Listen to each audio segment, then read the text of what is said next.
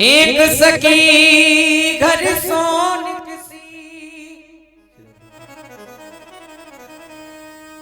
और पहुंची काना के ठोर जाना था कहीं और को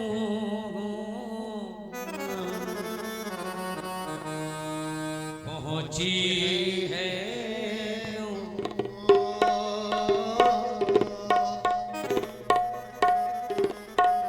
ऐसा सजना हो ऐसा सजना संभलना मुबारक तुम्हें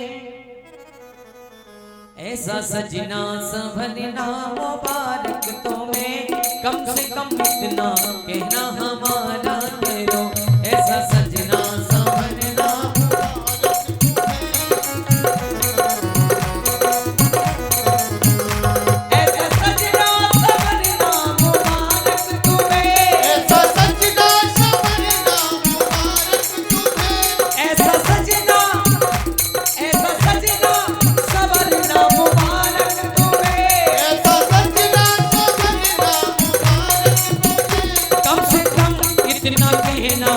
हमारा करो कौन सा कहना लग ना जाए हाय हाय लग ना जाए ओए ओए लग ना जाए नजरिया तुम्हें सामने मुख पे काजल का टीका लगाया करो लग ना जाए नजरिया तुम्हें सामने टीका लगाया करो सीधा रे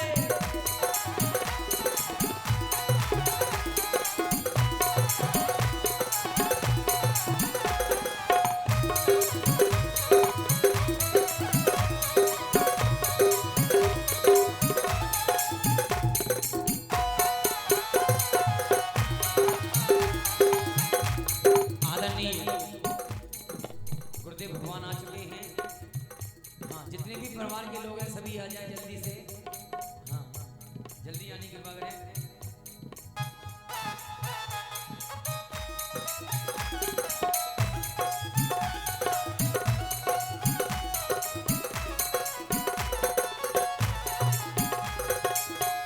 लग ना जाए हाय हाय लग जाए होय होय लग ना जाए नजरिया तुम्हें सामने मुख पे काजल का टीका लगाया करो लग ना जाए नजरिया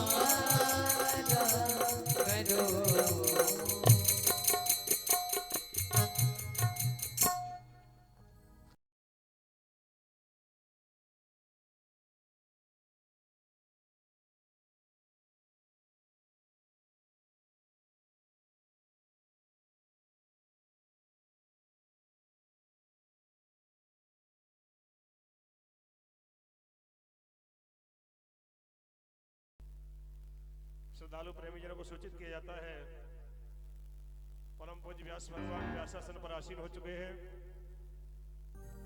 कुछ ही समय में ये भक्ति ज्ञान वैराग्य की पावन त्रिवेणी श्रीमद् भागवत कथा गंगा प्रवाहित होने के लिए जा रही है।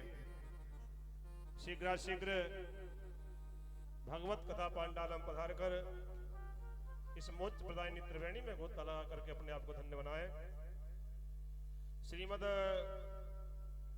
भागवत कथा का ये द्वितीय पर्व शुभारंभ हो रहा है। भागवत भगवान का पूजन, सुखदेव पूजन और व्यास पूजन करते हुए इस द्वितीय पर्व का शुभारंभ करेंगे। सर्वप्रथम सच्ची श्रद्धा से भागवत भगवान का ध्यान करते हुए विभूषित गिरा नवनीरदाभा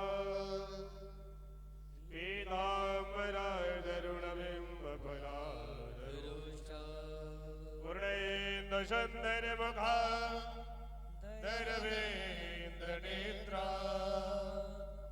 कृष्णात् परं किमपि तत्त्वमहं न जाने। कृष्णाय वासुदेवाय हरये परमात्मने प्रणतक्लेशनाशाय गोविन्दाय नमो नमः। प्राणपुरुषोत्तमाय नमः। भागवतस्तुवालकृष्णाय नमः। सर्वोपचारार्थे गन्धाचतान् पुष्पाणि समर्पयामि। पूजयामि च। नमो नमः। बोले भागवत भगवान की जय हो। सुखदेव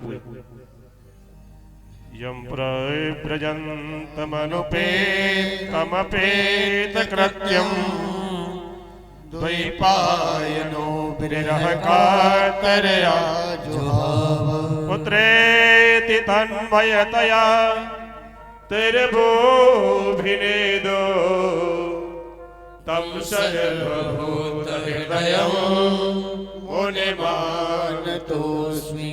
श्री सुखदेवाय नमः। रोपचारार्थे गन्धाचतान् पुष्पाणि समर्पयामि। पूजयामि च। नमो नमः। बोले सुखदेव जी महाराज की जय हो।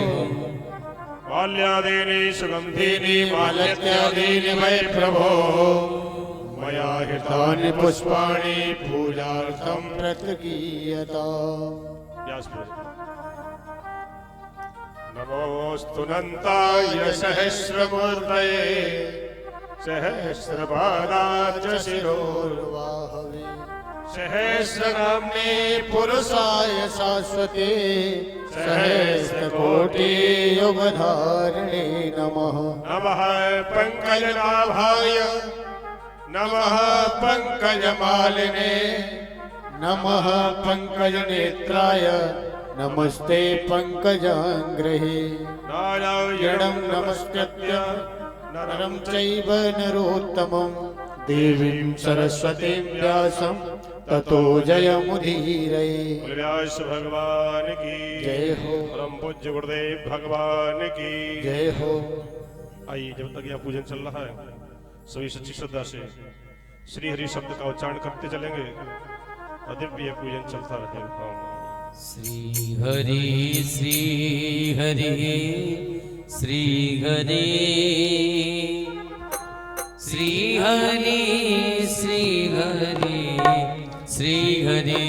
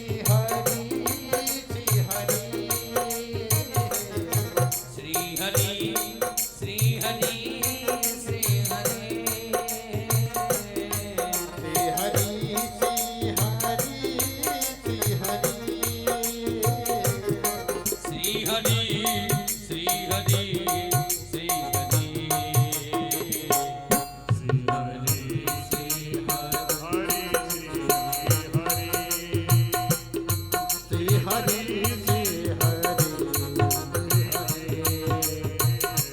श्री हरि श्री हरि हरि श्री हरि श्री हरि श्री हरि श्री हरि श्री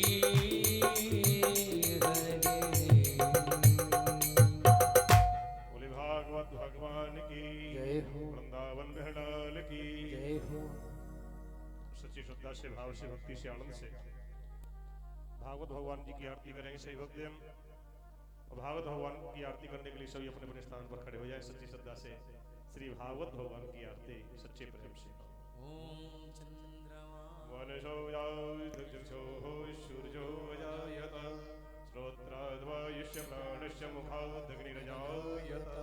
श्री भागवत भगवान की है आरती, पापियों को पाप से है आरती। श्री भागवत भगवान की है आरती, पापियों को पाप से है तारती। ये अमर ग्रंथ ये मुक्ति पंथ ये पंचम वेद निराला, नभ ज्योति जगाने वाला।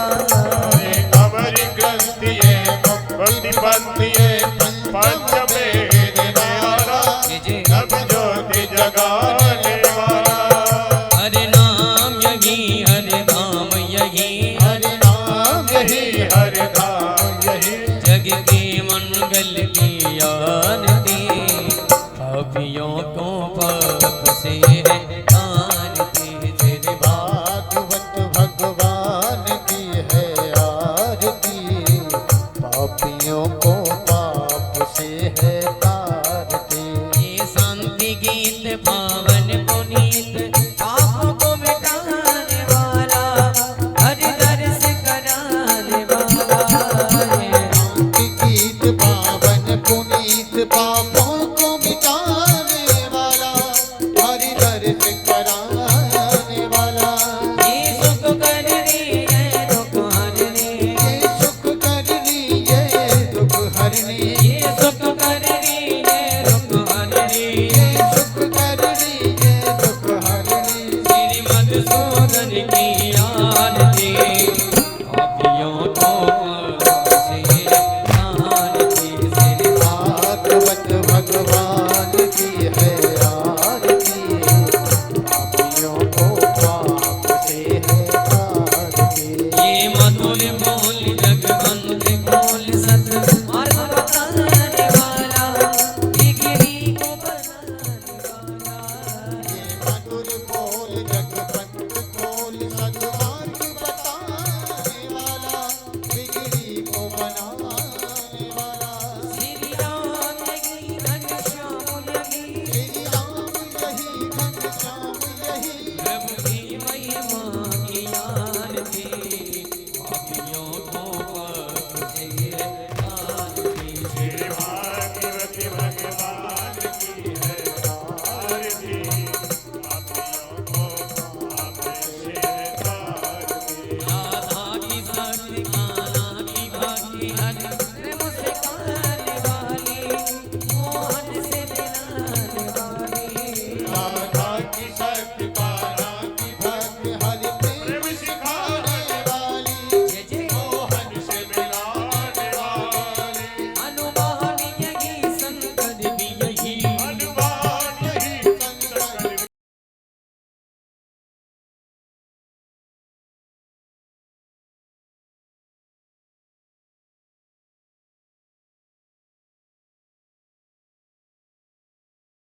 पापियों को पाप से है तारती। हरि भोरी गौरव करुणा वितारम, संसार सारम भुजगेंद्रहारम। भवानी सकम नमामि। त्वमेव माता पिता त्वमेव, त्वमेव बन्धुः दुर्गा त्वमेव। त्वमेव वेद्या जगदं त्वमेव, त्वमेव सर्वं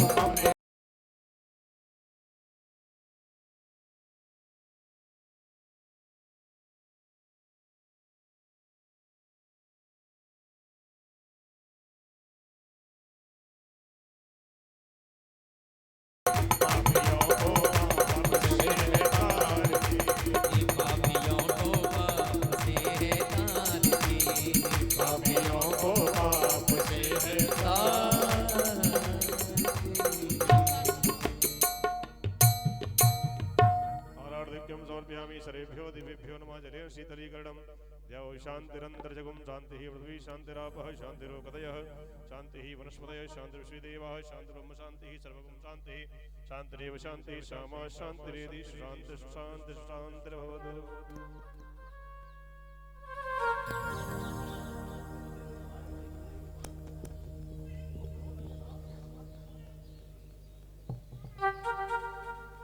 हलो श्री नाना सुगंध पुष्पाणि यथा कालो भवानि च पुष्पांजलिं मया गृहाणामि पुष्पांजलिं समर्पयामि सर्वेभ्यो दिवेभ्यो नमः।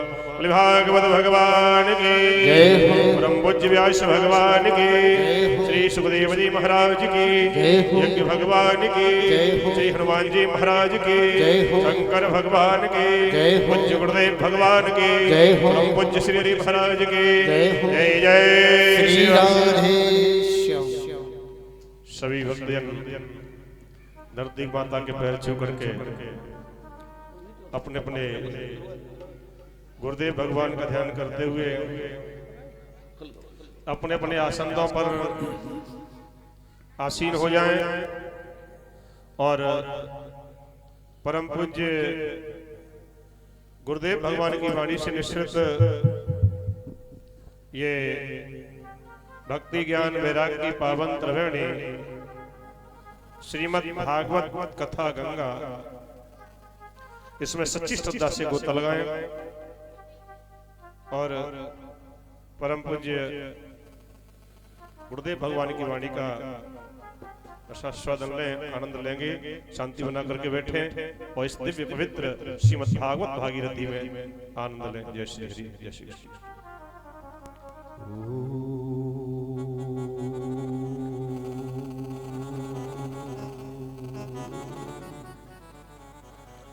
श्री गणेशाय नमः।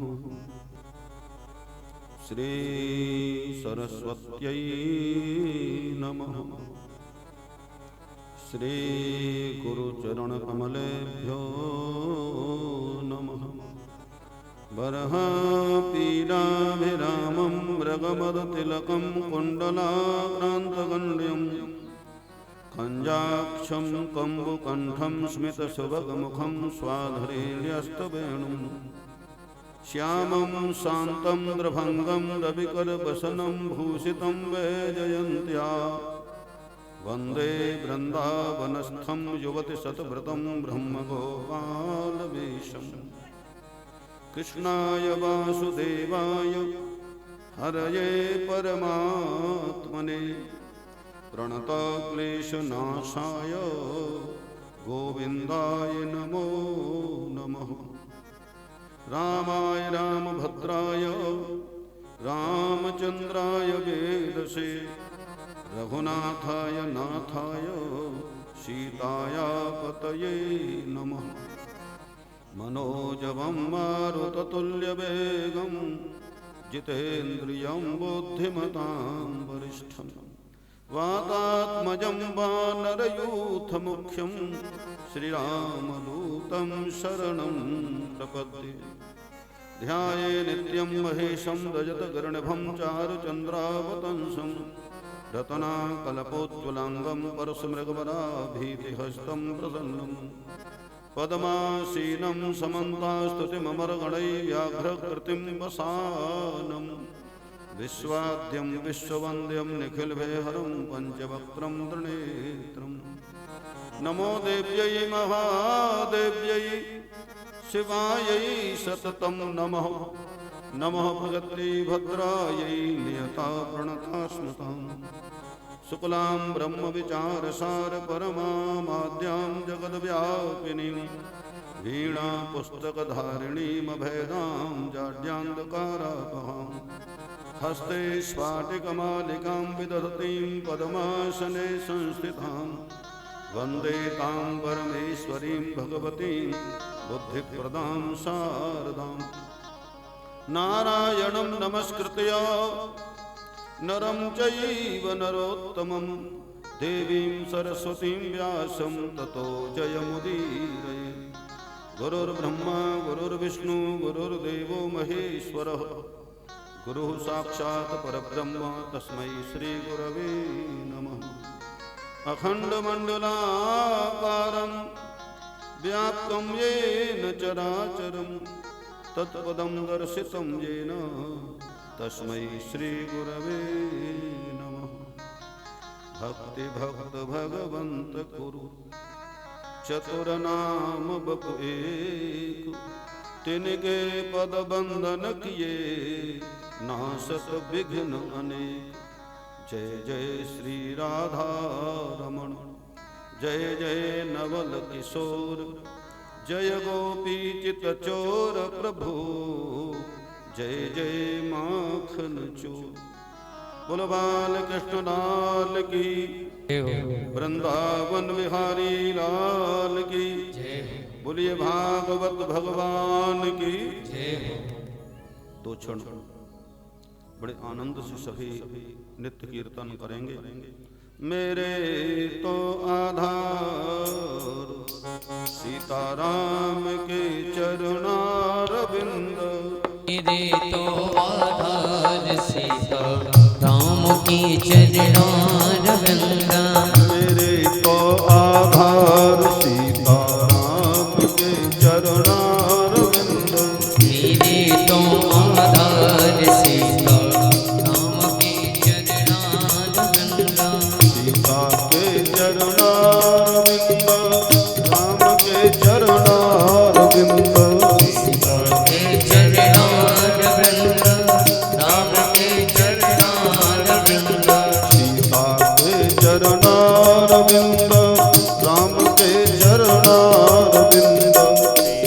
के चरणारविंद, राम के चरणारविंद, मेरे तो आधार सीताराम के चरणारविंद, मेरे तो आधार सीता राम के चरणारविंद, मेरे तो आधार राधे श्याम के चरणारविंद,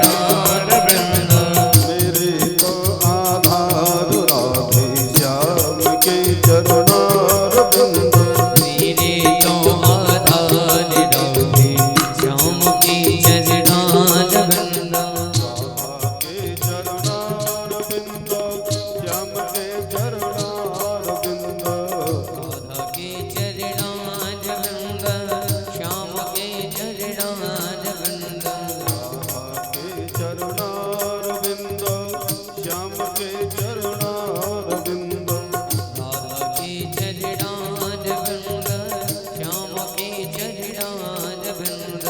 मेरे तो आधार राधे श्याम के चरणारविंद, मेरे तो आधार राधे श्याम के चरणारविंद, मेरे तो आधार सीताराम के चरणारविंद, मेरे तो आधार सीता राम के चरणारविंद,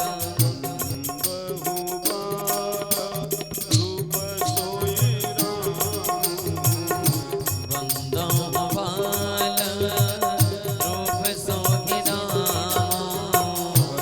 सिद्धि सोलह जपतनि सुनाम, सब सिद्धि सोलह जपत देस नामो,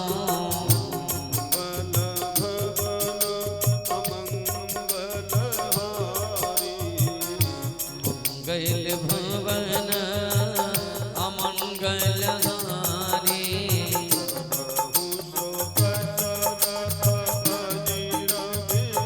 भवन प्रभु सुदशरथ अजर बिहारी, मेरे तो आधार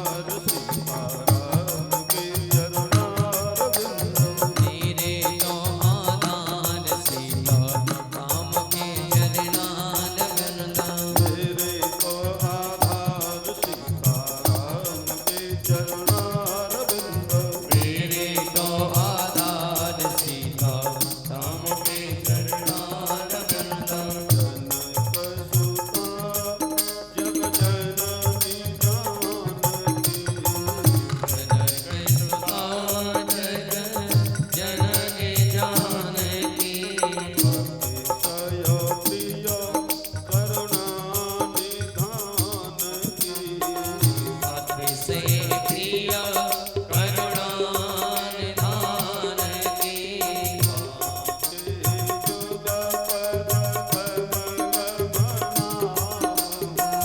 बाके योग पद कमल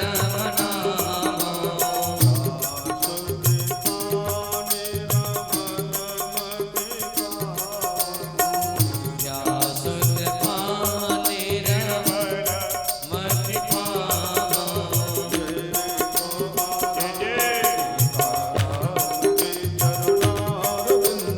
तेरे तो आधार सीता राम के चरणार वृंदा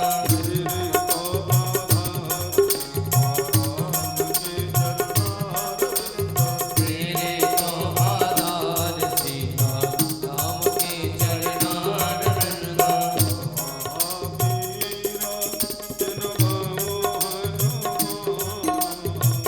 महावीर प्रणमो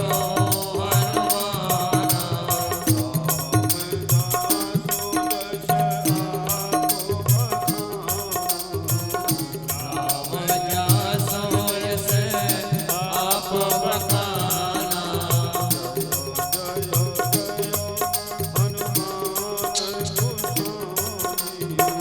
जय जय जय हनुमान गोसाई कृपा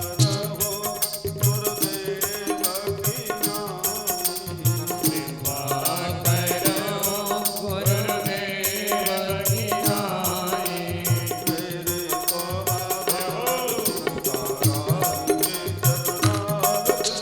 तेरे तो आधार सीता राम के चरणार वृंदा तेरे तो आधार सीता राम के चरणार वृंदा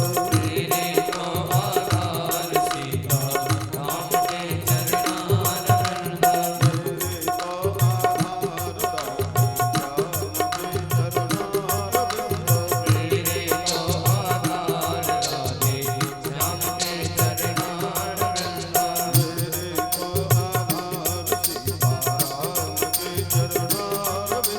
तेरे तो आधार सीता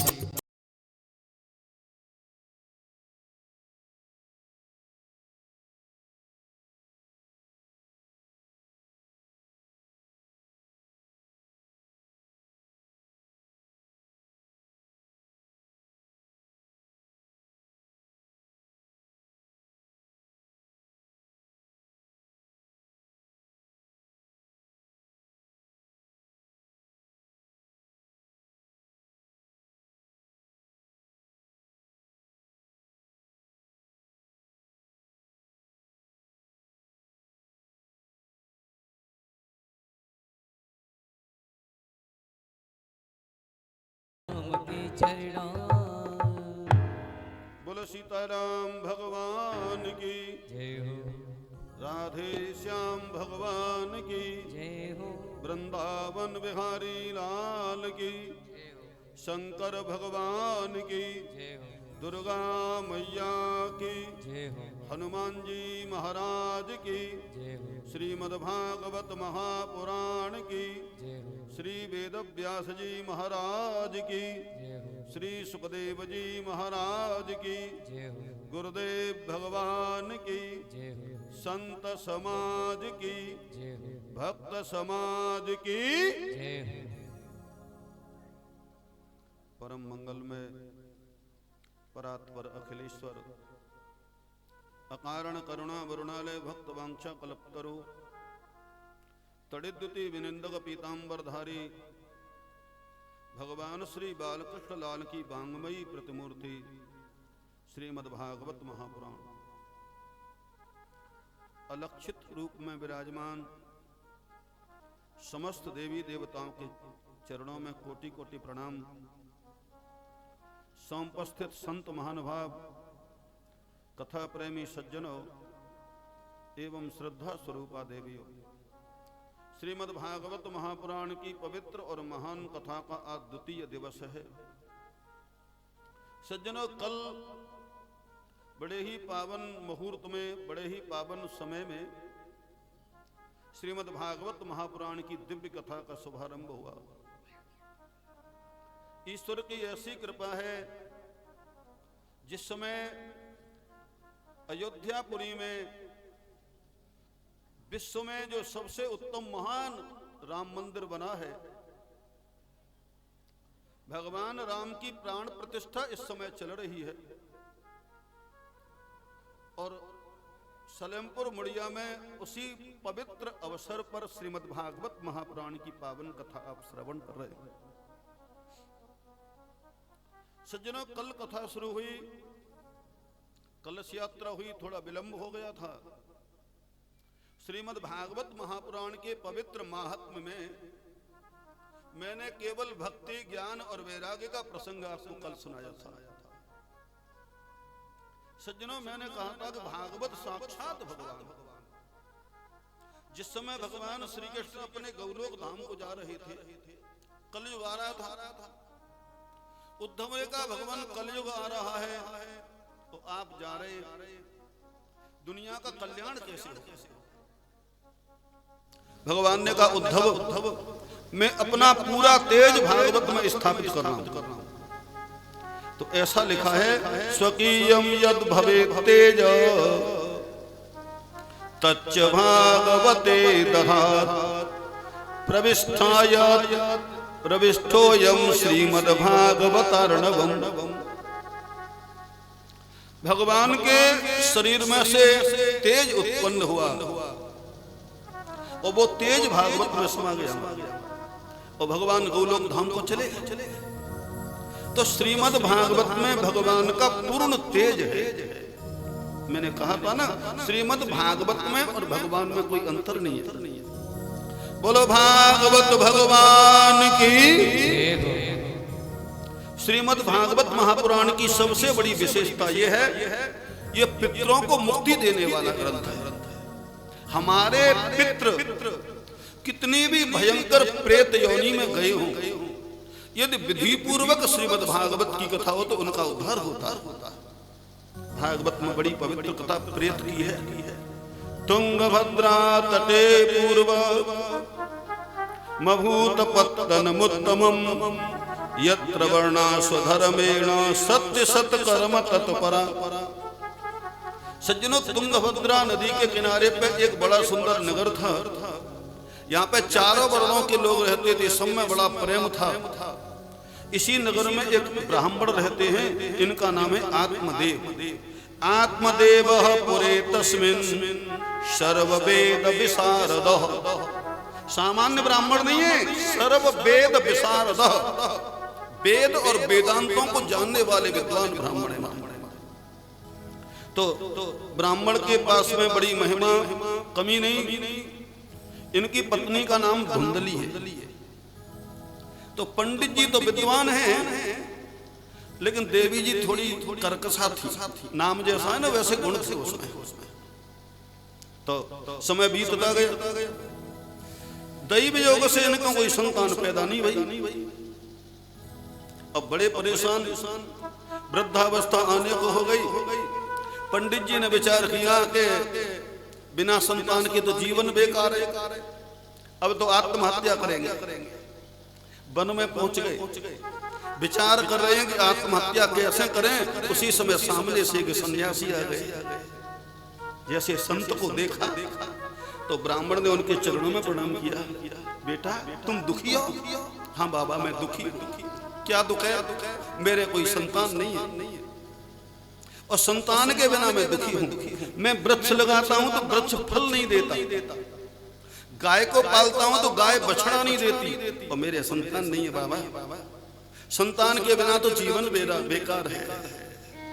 बाबा, आप संत हैं और संतों के पास में तपस्या का बल होता। कृपा करके मुझे संतान दे दो। संत ने कहा, भैया देख तेरे संतान का योग है कि नहीं। नेत्र बंद करके ध्यान लगाने लगे और नेत्र खोल के बोले, ब्राह्मण इस जन्म की सोच रहा है। सप्त जन्मा बधी तव पुत्रो नैवच नैवच। तेरे 7 जन्म तक पुत्र का योग नहीं। अरे हाँ, तो वह पंडित ने बाबा के चरण कस के पकड़ ले। बाबा मुझे योग से मतलब नहीं है, मुझे चाहिए संतान, या तो संतान दो और नहीं आपके चरणों में आत्महत्या करूंगा। अब संत सोच रहे हैं कि मैं कहां से आ गए इसके चक्कर में, मैं तो भली बात जा रहा था, इसे देख के लौट आया, रोने लगा। बाबा मुझे संतान चाहिए। संत का हृदय बड़ा कोमल होता है सज्जन। जब उस ब्राह्मण के दुख को देखा तो संत का हृदय पिघल गया। तुलसीदास बाबा ने लिखा है, संत हृदय नवनीत समान, संत हृदय नवनीत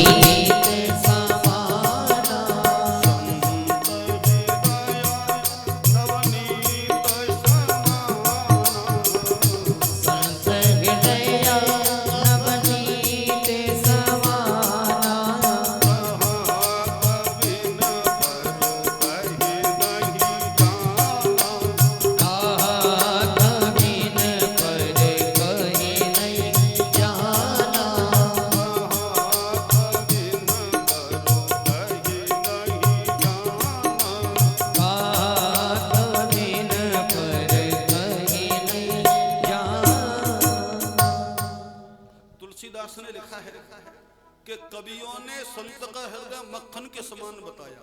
नवनीत माने मक्खन, लेकिन कहना नहीं आया, कहा कबिन बरु कहीं नहीं जाना।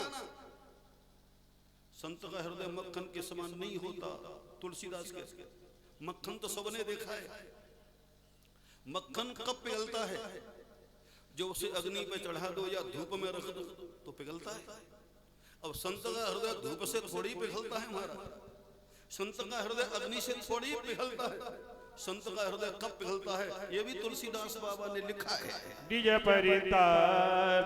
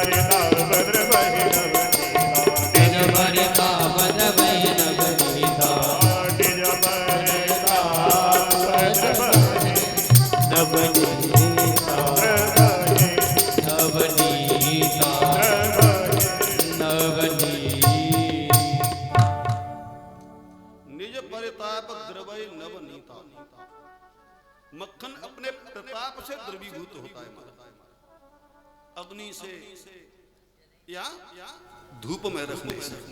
लेकिन संत का हृदय पर दुख द्रवय, संत का हृदय दूसरे का दुख देख करके द्रवीभूत होता है। इस ब्राह्मण का दुख जब संत ने देखा था, दया आया, झोली में हाथ डाला तो एक फल रखा था, ब्राह्मण को दे दिया। ब्राह्मण अपनी पत्नी को खिला देना, ऐसी संतान पैदा होगी कि दुनिया में तेरा नाम हो जाएगा। आहा, ब्राह्मण बड़ा खुश हुआ, फल को लेकर के घर आ गया, इतना खुश है नाचने लगा। और धुंधली सोच रही है ये तो रोते रहते थे, नाच क्यों रहे? स्वामी कुछ मिल गया क्या? बोले मुझे पुत्र मिल गया। पुत्र कहाँ है? फल दिखा दिया। ये संत का आशीर्वाद है देवी, और संत का आशीर्वाद कभी झूठा नहीं होता। इस फल को खाओ, हमारे ऐसी संतान पैदा होगी कि दुनिया में नाम हो जाएगा। लेकिन फल को खाने के बाद में तुम्हें नियम का पालन करना पड़ेगा। नियम क्या है? प्रातः काल ब्रह्म मुहूर्त में उठना पड़ेगा। सुखा पे गई माता, ऐसी ठंड में सवेरे सवेरे कौन जगह? उठने के बाद में स्नान भी करना पड़ेगा, पूजा पाठ करना पड़ेगा, किसी से लड़ाई झगड़ा नहीं करोगी, भोजन एक समय करना होगा, जमीन पे सोना होगा, झूठ बोलना बंद, तो कांप रही है कि सब जो करती थी सब बंद करा दीजिए। स्वामी आप जाओ, एकांत में फल खाऊंगा। चले गए आत्मदेव ब्राह्मण, उसकी सखी आ गई। सखी को बताया, सखी मेरे पति किसी संत से फल लाए और संत ने कहा इस फल को खाने से मेरे संतान पैदा होगी। सहेली बोली अच्छी बात है, तेरे संतान नहीं संतान हो जाएगी, लेकिन पूरी संतान तो होगी, लेकिन नियम कितने कठिन है। नियम, हाँ मेरे पति ने बताया है कि मुझे ब्रह्म मुहूर्त में उठना पड़ेगा, और ऐसी भयंकर ठंड में सवेरे ही सवेरे जगना बड़ा कठिन है। ब्रह्म मुहूर्त, वैसे हम सबको ब्रह्म मुहूर्त में जगना चाहिए। ब्राह्मे मुहूर्ते बुद्धे, तो ऐसा शास्त्र कहता है हमें ब्रह्म मुहूर्त में उठना चाहिए। लेकिन आजकल तो समस्या ऐसी है, अब तक तो टीवी थी, अब टीवी में ध्यान उतना नहीं है, अब चल गया मोबाइल में। इतना पागलपन हो गया है कि महाराज बा मोबाइल के चक्कर में रात में 2-2 बजे सो रहे, 2-2 बजे। ये पागलपन है। देखो मोबाइल का सदुपयोग होना चाहिए। कभी आजकल आप देख रहे हैं, और मैं अपने मन की बात बताऊं, आज हमारी संस्कृति का यदि ह्रास हो रहा है, उसका एक कारण मोबाइल भी है। हमारा सनातन धर्म जो नीचे जा रहा है, उसका एक कारण मोबाइल भी है। हालांकि ऐसी बात नहीं है, मोबाइल बड़ा उपयोग का है, सदुपयोग का है। बड़ी बड़ी अच्छी विद्वानों की, महापुरुषों की कथा आ रही है। ये कथा भी मोबाइल पे चल रही है। श्री हरि भक्ति मार्ग नाम के चैनल पे ये कथा भी चल रही है, लेकिन लोगों को कथा देखने का समय कहाँ है। आजकल मोबाइल का दुरुपयोग ज्यादा है, और नई जनरेशन का तो आप जानते हैं क्या हो रहा है। और वैसे जो बालक पढ़ते हैं ना, ज्यादा बच्चे तो कहते हैं कि हम पढ़ने के लिए मोबाइल रखते हैं, लेकिन क्या पता। तो सज्जनों, असली बात यह है कि हमें ब्रह्म मुहूर्त में उठना चाहिए। और अब ये धुंधली कह दिए गए, ऐसी ठंड में सवेरे ही सवेरे खून जगह फिर कौन नहाए। अब दंड में जग भी जाए, नहा भी लें, फिर पूजा करनी पड़ेगी। मेरी पति ने बताया है किसी से लड़ाई झगड़ा नहीं करेगी, और मेरा तो नियम है, जब तक लड़ नहीं लेती मुझे रोटी अच्छी नहीं लगती, ऐसा। और उन्होंने बताया जमीन पर सोना पड़ेगा, एक समय भोजन करना पड़ेगा। कैसे संभव हो सकता है? आगे बड़ी सुंदर बात बताई है। ये धुंधली कह रही है कि मेरे पति ने कहा है कि ये सब नियम पालन करना पड़ेगा, लेकिन मेरे लिए मुश्किल है। फिर फल भक्षेण गर्भः स्यात् गर्वेणोधर विद्धिता स्वल्पम भक्ष्यम ततो शक्ति ग्रह कार्यम कथम भवे। फल खाऊंगी तो गर्भ होगा, गर्भ होगा तो उदर बढ़ेगा, शक्ति कम रह जाएगी, भोजन कम किया जाएगा। मेरे बस की बात नहीं है। तेरी मर्जी भैया। सहेली चली गई, उसकी बहन आ गई, वही रोना बहन के सामने रोया। बहन बोली ये तू गर्भ धारण नहीं करना चाहती है तो एक काम कर, तुझे गर्भ धारण नहीं करना पड़ेगा और पुत्र मिल जाएगा। धुंधली बोली ऐसा भी उपाय होता है कि गर्भ धारण नहीं करना पड़े, पुत्र मिल जाए? बोले मेरे पास उपाय है, और तेरे पास पैसा है, ला गड्डी दे दी मारी, खूब पैसा है। उसकी बहन बोली धुंधली आजकल मैं गर्भवती हो चुकी हूं, समय आने पर मेरे संतान पैदा होगी, तू अपने पति से झूठा बहाना बनाना शुरू कर दे कि मैं गर्भवती हूं। जब मेरे संतान होगी तो रात ही रात में अपनी संतान तेरे घर भिजवा दूंगी, तू हल्ला मचवा देना पुत्र हो गया, पुत्र हो गया। भाई किसी को क्या पता, वो अपने पति से बहाना बना दे कि मैं गर्भवती हूं। बड़ी खुश भई मारी। बोले फल का क्या करें?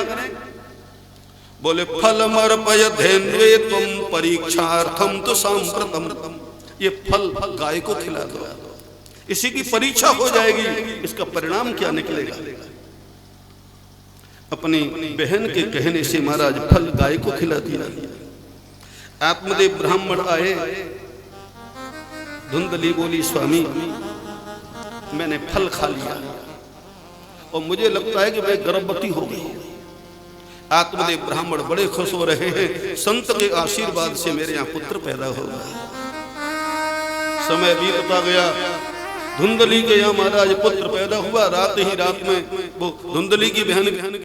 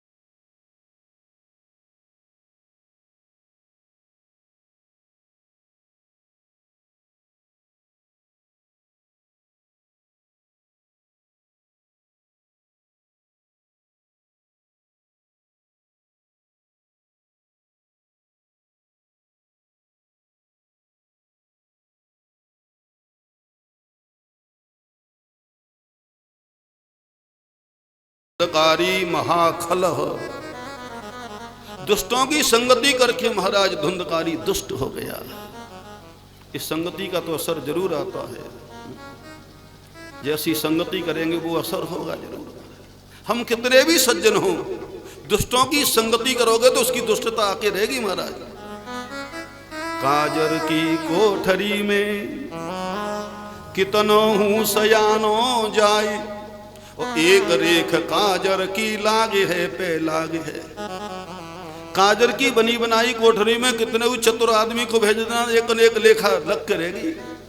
हम कितने भी सज्जन हों, दुष्टों की संगति करेंगे तो उसकी दुष्टता आके रहेगी। इसलिए दुष्टों की संगति मत करो।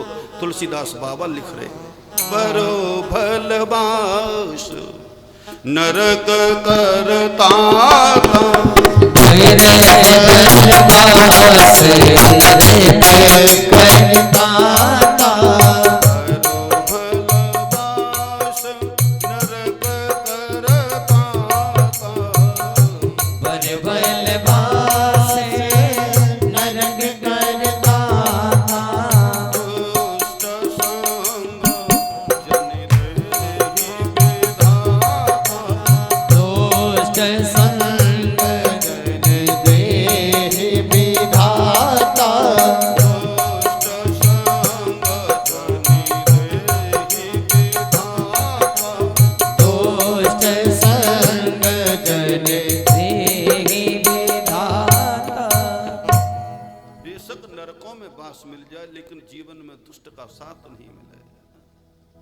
धुंधकारी दुष्टों की संगति करके दुष्ट हो गया।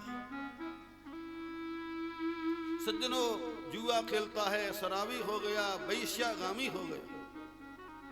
पिताजी कितनी भी संपत्ति कमा ले महाराज, दुष्ट पैदा हो गया तो कब तक चलेगी। अपने यहां एक कहावत है, पूत कपूत तो काधन संचय, और पूत सपूत तो काधन संचय। धन इकट्ठा करने की क्या जरूरत है महाराज। सपूत पैदा हो गया तो इतना कमा देगा, कई पीढ़ी भोजन करती रहे। और कपूत पैदा हो गया तो बेशक अरबों की संपत्ति कमा लेना, बर्बाद करने में देर नहीं करेगा। धुंधकारी कपूत है, पिताजी मैंने जीवन में जो संपत्ति कमाई सब नष्ट बर्बाद कर दी महाराज, कुछ नहीं रहा। पिताजी के पास गया, महाराज मुझे धन दो। पिता बोले दुष्ट, ब्राह्मण के यहां जन्म पाकर के तू कुकर्मी हो गया, मेरे पास कुछ नहीं है। भागवत में लिखा एकदा पितरऊ ताड्य, पिताजी को पीटने लगा महाराज, ताड़ना देने लगा। अब देखो राक्षसों के कुछ सींग थोड़े ही होते हैं, राक्षसों के सींग थोड़े ही होते हैं जो माता पिता को कष्ट दे, देवी देवताओं का सम्मान नहीं करे, संत महापुरुषों का अपमान करे, शास्त्रों की निंदा करे, ये राक्षस ही तो हैं। अब धुंधकारी राक्षस है, अपने पिता को कष्ट दे, वो राक्षस है महाराज। माता पिता का स्थान बहुत ऊंचा होता है। पिता धर्मः, पिता कर्मः, पिता ही परम पदम। माता पिता साक्षात भगवान है। कई लोग तीर्थों में यात्रा तो करते हैं, लेकिन घर में माता पिता दुखी हैं। ऐसी यात्रा बेकार है सज्जनों, कि घर में माता पिता दुखी और तुम यात्रा करो तीर्थों की। सज्जनों, अपने घर में सबसे बड़े तीर्थ हमारे माँ बाप हैं, उनकी सेवा पहले, फिर तीर्थों की यात्रा भी करो, कोई अपराध नहीं है। तो ये बड़ी पावन कथा है। धुंधकारी अपने पिताजी को पीट के धन लेके चला गया। अब देखो आत्मदेव ब्राह्मण सोच रहे अब तो मैं आत्महत्या करूंगा। और ध्यान दे, उस दिन भी आत्महत्या करना चाहते थे, क्यों? क्योंकि पुत्र नहीं था। और अब क्यों करना चाहते हैं? क्योंकि पुत्र है। ध्यान दे, कितने आदमी हैं जो महाराज पुत्रों के कारण दुखी हैं, बेचारे रो रहे हैं। और कितने ऐसे हैं कि बिना पुत्र के सुखी हैं। ये मत समझ लेना कि संतान हो जाएगी तो सुख मिलेगा, कोई जरूरी नहीं है महाराज। मेरे पास जाने कितने जन्म पत्री लेके आते हैं, महाराज जाकी जन्म पत्री देखो, बड़ा दुखी कर रहा है, ये लगता है मर जाए। तो काहे का पुत्र है महाराज जो पिता को दुखी करे, मां को दुखी करे। जिस पुत्र के कारण माता पिता के नेत्रों में आंसू निकल जाए, वो महाराज राक्षस है, वो पुत्र नहीं।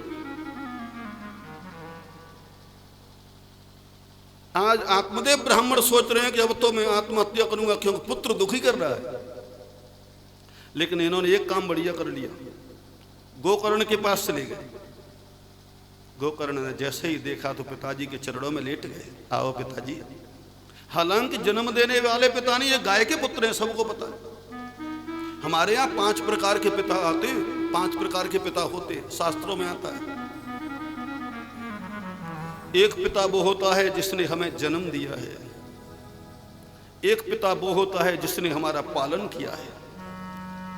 भाई हमारे पिता नहीं हो, कोई दूसरा हमारा पालन पोषण करके हमें बड़ा कर दे, वो हमारा पिता है।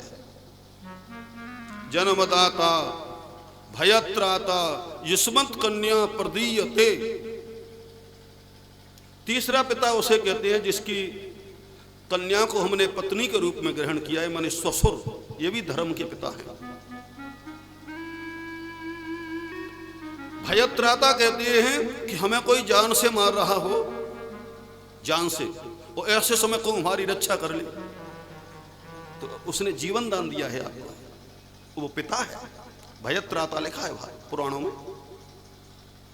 एक पिता होता है मंत्र दह, जिससे हमने मंत्र लिया है, गुरु। गुरु भी हमारा मार्गदर्शन करता है, हमें सन्मार्ग पे लेके जाते हैं, इसलिए गुरु पिता है।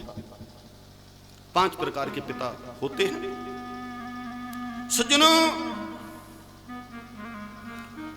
अब गोकर्ण जी महाराज इनके पिता इसलिए कि पालन पोषण किया है आत्मदेव ब्राह्मण ने। गोकर्ण के पास गए, गोकर्ण ने कहा, आइए पिताजी, बेटा मैं बहुत दुखी हूं, अब तो मेरा विचार यह कि आत्महत्या करो। गोकर्ण ने बहुत बड़ा उपदेश दिया है, और आपको सही बताऊं, भागवत जैसा उपदेश महाराज किसी दूसरे पुराण में नहीं है। मैं समय समय पे आपको बता रहूंगा भागवत का उपदेश कितना महान है। इसमें तो वेदांत है सज्जनों, वेदांत। गोकर्ण जी कहते हैं पिताजी भगवान ने हमें जो मनुष्य का शरीर दिया ये धरोहर के रूप में दिया है। धरोहर, आपके पास में कोई सोना चांदी पैसा धरोहर के रूप में रख दे कि साहब हमारा ये सामान रख लो, तो आपका कर्तव्य बनता है उसे सुरक्षित रखें और जब मुंह मांगे वापस कर दो। तो परमात्मा ने ये मनुष्य का शरीर हमें धरोहर के रूप में दिया है, तो हमारा कर्तव्य बनता है कि इसे सुरक्षित रखें। और भगवान जब ले तब दे दो, तुम्हें नष्ट करने का कोई अधिकार नहीं है, नहीं तो बहुत बड़ा अपराध लगेगा। और ध्यान देना, आत्महत्या के बराबर दुनिया में कोई पाप नहीं है हमारा। दुनिया में आत्महत्या का विचार भी नहीं करना चाहिए, बहुत नीच विचार है। देखो परेशानी, दुख, कष्ट ये तो हमारे कर्म से मिले हैं। तुम ये समझ रहे हो कि आत्महत्या करके सुखी हो जाओगे? महाराज और पाप लग गया और अगले जन्म में और भयानक कष्ट भोगना पड़ेगा। कितना भी दुख मिले, लेकिन इतना नीच विचार हमारे अंदर नहीं आना चाहिए। ये गोकर्ण ने कहा है। आगे गोकर्ण जी बोले कि असारह खलु संसारो दुख रूपी विमोहक सुतः कस्य धनम कस्य स्नेहवान ज्वलते निशम। पिताजी असारह खलु संसारो, ये पूरा संसार असार है। दुख रूपी माने पूरा संसार दुख ही देने वाला है, यहां सुख नहीं है। दुख है कि नहीं? कोई तन दुखी, कोई मन दुखी, कोई धन बिन रहत उदास, थोड़े थोड़े सब दुखी, सुखी राम को दास। कोई तन से दुखी है, कई प्रकार के रोग बन गए हैं। कोई मन से दुखी है, घर में इतना अत्याचार है कि मानसिक बेचैनी है। कोई धन से दुखी है, हमारा पैसा नहीं है। कोई संतान से दुखी है। पिताजी संसार दुख रूपी है, इसलिए मैं आपसे कहता हूं भगवान के चरणों में मन लगाओ। आप ये मन समझ ला दुनिया में कोई सुखी नहीं। बहुत बड़ी बात कही है, देखो कितने सुंदर श्लोक हैं ये, बहुत बड़ा उपदेश। न चेन्द्रस्य सुखम किंचित न सुखम चक्रवर्तिनः सुखमस्ति विरक्तस्य मुनेरेकांत जीविनः। पिताजी इंद्र भी सुखी नहीं है। गोकर्ण के नचेन्द्रस्य सुखम न सुखम चक्रवर्तिनः, चक्रवर्ती राजा सुखी नहीं है। बड़े बड़े अरबपति करोड़पति सुखी नहीं है। पिताजी आपको लगता है हमारे पास लाखों रुपया है तो हमें लगता है करोड़पति ज्यादा सुखी होंगे, और जिनके पास करोड़ों रुपया है उसे लगता है अरबपति ज्यादा सुखी होंगे। जिसके पास अरबों रुपया है उसे लगता है राजा महाराजा ज्यादा सुखी होंगे। जो राजा महाराजा है उन्हें लगता है कि देवता ज्यादा सुखी कोई नहीं। महाराज किसी ने बड़ा सुंदर लिखा है कि धन ही न कहे धनवान सुखी, धनवान कहे सुख राजा को भारी, राजा कहे महाराज सुखी, महाराज कहे सुख इंद्र को भारी, इंद्र कहे चतुरानन को सुख, और ब्रह्मा कहे सुख विष्णु को भारी, दास अनुदास विचार कहे हरि भजन बिना सब जीव दुखारी। जिसके पास कम पैसा है उसे लगता है कि ज्यादा पैसे वाले सुखी होंगे। जिनके पास ज्यादा पैसा है उसे लगता है राजा महाराजा सुखी होंगे। मैंने अभी बताया था राजा महाराजा को लगता है कि देवता सुखी होंगे, सुखी कोई नहीं। ये ज्यादा पैसे वाले हैं ना, ये दादा सुखी थोड़े ही हैं। मैंने आंखों से देखा है, मैं खूब अरबपतियों में जाता हूं। सज्जनों, दिल्ली में मेरी हर साल कथाएं हुआ करती हैं। एक हमारे भक्त हैं, बहुत अरबपति आदमी, बहुत, दिल्ली में 50 कोठियां हैं। जब मैं पहली बार उनसे मिला मैंने कहा अच्छे पैसे वाले के यहाँ जा रहे हैं, बड़ी खुशी मन में। वहां पर जाकर के जब मैंने देखा तो उनका भोजन क्या खाते थे पता है? उबली उबलाई लौकिया, न उसमें मीठा न उसमें नमक। हमारा बढ़िया भोजन पूड़ी कचौड़ी सब, और वो बेचारे लौकी खाए रहे। मैंने भैया ये क्या? बोले महाराज जी कुछ नहीं खा सकते हम। क्यों? रोग इतने हैं, डायबिटीज बढ़ गया है, मीठा नहीं खा सकते हैं, बीपी हाई होता है, चिकनाई नहीं खा सकते हैं, बस केवल लौकी खाएंगे। मैंने तुम काहे के पैसा वाले हो भैया? इन बेचारे ज्यादा पैसे वालों को रात में नींद नहीं आती, 2-2 गोली खाते हैं नींद की, तब नींद आ पाती है। और किसान आदमी खेत की मेड़ पे खेस बिछाए के खर्र खर्र खर्राटे लेता है। अब बताओ वो सुखी है कि तुम सुखी हो? सज्जनों, ये मत समझना कि ज्यादा पैसे में ज्यादा सुख है, नहीं। भागवत में गोकर्ण जी कहते हैं न चेन्द्रस्य सुखम किंचित न सुखम चक्रवर्ती न। पिताजी इंद्र भी सुखी नहीं है, चक्रवर्ती राजा सुखी नहीं, तो सुखमस्ति विरक्तस्य मुनेरेकांत जीविनः। सुखी वो है जो एकांत में भगवान के चरणों में प्रेम करके भगवान की आराधना करता है।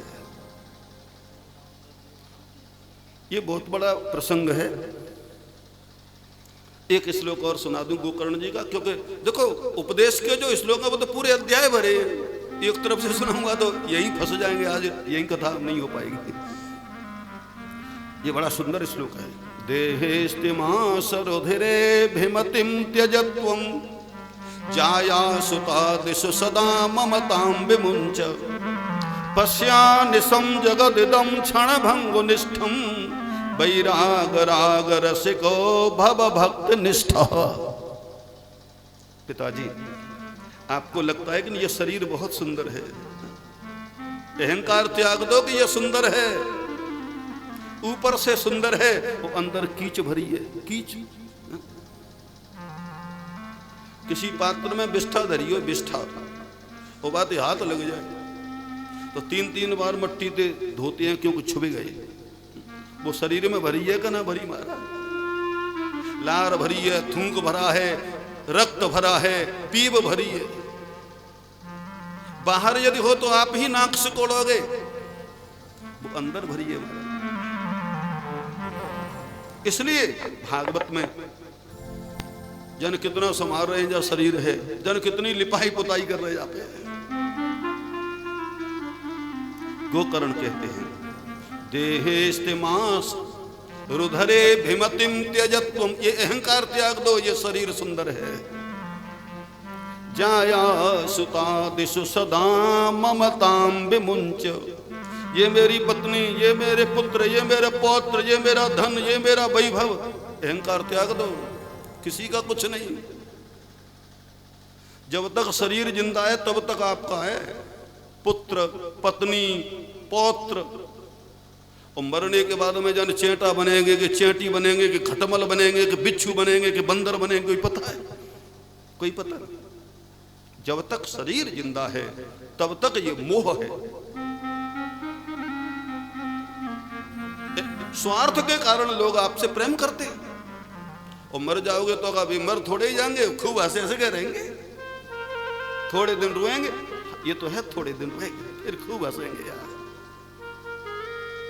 बड़ी सुंदर भाषा है गोकर्ण की यहाँ पे, ये समझने के विषय है भागवत में। देहेस्तिमासरुधिरे भिमतिम त्यजत्वम जाया सुता दिशु सदा ममताम विमुंच। आगे कह रहे हैं पश्यानिशं जगदिदं क्षणभंगुनिष्ठं। पिताजी ये संसार क्षणभंगुर है, एक क्षण में नष्ट होने वाला है। नेपाल में भूकंप आया था, पीछे आया था, सैकड़ों घर धरती में समाये गए, ये नहीं पता गए तो गए कहाँ। उड़ीसा में सुनामी आई थी तो लाखों तबाह हो गए। ऐसा भूकंप कब आ जाएगा कोई पता नहीं महाराज, पूरा चला जाएगा, घर के घर समा जाएगा। कोरोना आया था, कोरोना, लाखों मर गए। सज्जनों, भागवत में वर्णन कर रहे हैं गोकर्ण महात्म्य की कथा, आप सुने। पश्यानिशं जगदिदं क्षणभंगुनिष्ठम। पिताजी, ये पूरा संसार क्षणभंगुर है, एक मिनट के बाद पता नहीं क्या होने वाला, एक क्षण के बाद पता नहीं क्या होने वाला है। इसलिए वैराग राग रसिको भव भक्त निष्ठ। संसार से बैराग लो पिताजी, संसार से बैराग लो। बैरागी केवल कपड़ा रंगने से नहीं होते। वैराग्य शब्द की व्याख्या होती है व्याकरण से, विगता रागः सह वैरागः। संसार से राग हट जाए। कपड़ा तो रंग गए, लेकिन मन फंसा है संसार में, तो काहे का बैराग मारा है। भाई बैराग का मतलब है संसार से राग हटना। पिताजी, ये संसार झूठा है, इसलिए वैराग राग रसिको भव भक्त निष्ठा। पुत्र की बात सुनी है, हाथ जोड़ लिए, बेटा तू तो मेरा गुरु है। गुरु कौन होता है? गुरु केवल बनाने से गुरु नहीं है, जिसके उपदेश से महाराज हमारी आंख खुल जाए, हमारे अंदर ज्ञान का संचार हो जाए, जिसके उपदेश से महाराज हमारा मन भगवान के चरणों में लग जाए, वो गुरु है। गुरु शब्द की व्याख्या गुशब्दः त्वंधकारः स्यात्, रुशब्दः तन्निरोधकः, अंधकार निरोधत्वात् गुरुरित्य विधीयते। गु माने अंधकार और रु माने प्रकाश। अंधकार से जो प्रकाश की ओर ले जाता है, संसार से जो भगवान की ओर ले जाता है, अज्ञान से जो ज्ञान की ओर ले जाता है, वो गुरु होता है। बेटा, तेरे उपदेश से मेरा मन भगवान की चरणों में लग गया। अब मुझे संसार झूठा दिख रहा है, तू मेरा गुरु है। आत्मदेव ब्राह्मण वन में गए। श्री कृष्ण माप नियतम दशमस्य पाठात्।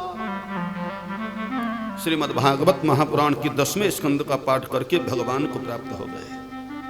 बोलिए भागवत भगवान की जय हो। धुंधकारी की कथा आप सुन रहे हैं। पिताजी तो गए, धुंधकारी माताजी के पास आ गया, मां पैसा ला। माँ ने कहा, बेटा मेरे पास कुछ नहीं बचा, तेरे कारण तेरे पिता भी चले गए। मां को पीटने लगा। कितना दुष्ट है महाराज।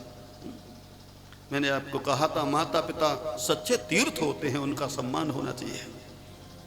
जो कुछ बचा था छीन के भाग गया। माता कुआं में कूद पड़ी, मर गई। गोकर्ण जी महाराज ने माता का अंतिम संस्कार किया।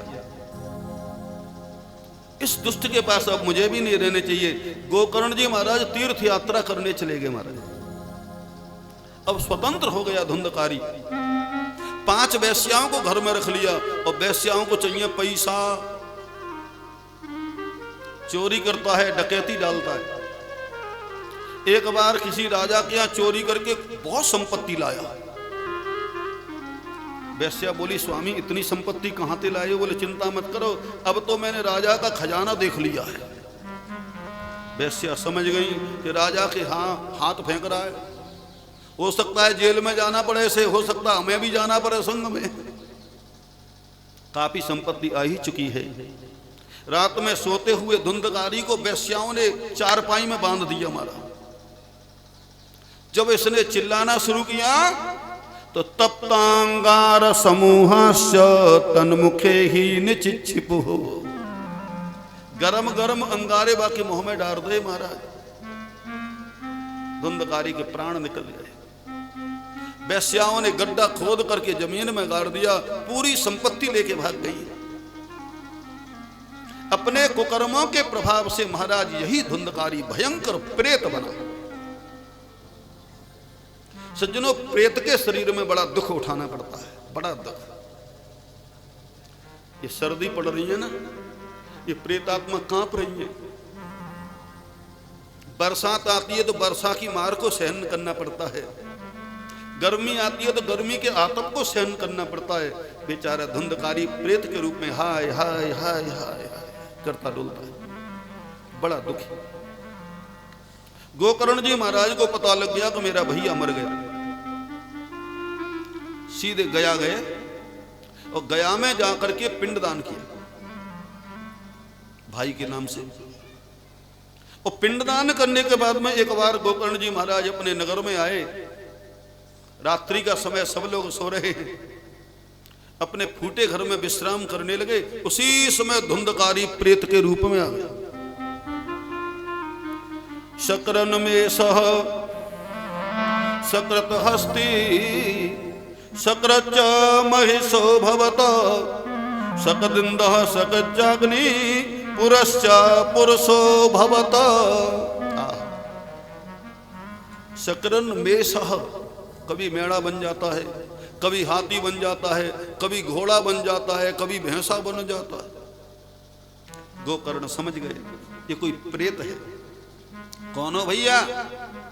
अब बोल नहीं पा रहा। हाथ में जल निकाला कमंडल में से, जैसे ही फेंका सो प्रेत बोलने लगा। क्या बोला? अहम भ्राता त्वदीयोस्मि धुंधकारीति नामतः स्वकीये नैव दोषेन ब्रह्मत्वं नासितं मया।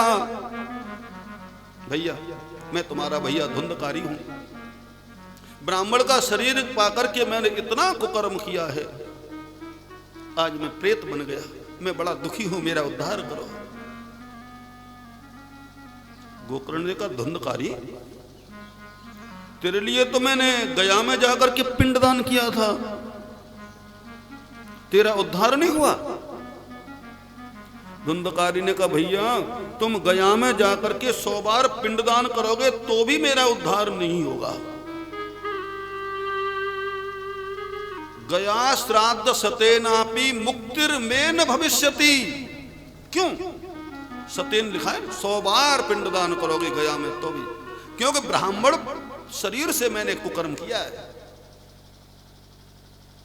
ब्राह्मण का शरीर पाकर के मैंने मदिरा पी, मांसाहार किया, वैश्य गमन किया, मैंने बड़ा दुष्कर्म किया। भैया मेरा पाप इतना भयंकर है कि गया तीर्थ मेरा उद्धार नहीं कर सकेगा। गोकर्ण बोले, चिंता मत करें, तेरा उद्धार हम करेंगे। प्रातः काल हुआ, ब्रह्म मुहूर्त में जग के संध्या बंदन किया, सूर्य उदय हो गए। सूर्य भगवान के सामने हाथ जोड़ के खड़े हो गए। गोकर्ण, हे भगवान भास्कर, कृपा करके बताओ मेरे भाई का उद्धार कैसे होगा। सज्जनों, ये त्रिकाल संध्या करते हैं, प्रातः मध्याह्न सायं।